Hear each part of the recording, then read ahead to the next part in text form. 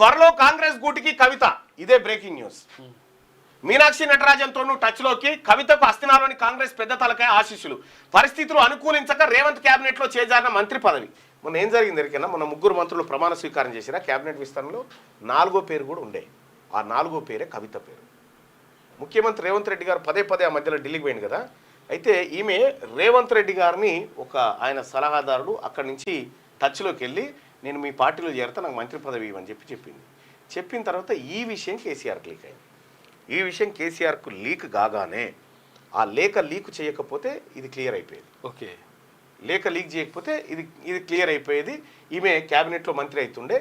Same time ఏం చేశారంటే ఈమె ప్లేస్లో కొండా సురేఖను తీసేయాలని చూశారు. కొండా సురేఖను తీసేయాలని చూస్తే బీసీ ఉద్యమాల కారణంగా కొండా సురేఖను ముట్టుకుంటే పరిశాన్ అవుతుంది అనేటువంటి ఉద్దేశంతో ఈమె ఆ రోజు చేరడానికి ప్రయత్నం చేసింది. వాస్తవమా కాదా?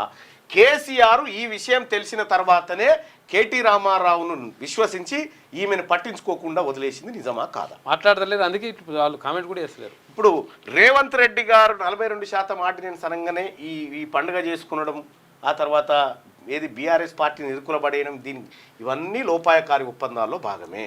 ఈమె కాంగ్రెస్లోకి అతి త్వరలో వచ్చే అవకాశాలు మెండుగా ఉన్నాయి. ఇక్కడ నిన్న జరిగినటువంటి ఘటనలో కూడా ఢిల్లీ నుంచి ఇక్కడ ఉన్నటువంటి ఒక రాష్ట్ర నేతకు ఫోన్ చేయించి నన్ను ఈ విషయంలో కాపాడండి అని రిక్వెస్ట్ చేసింది. నిజం కాదా?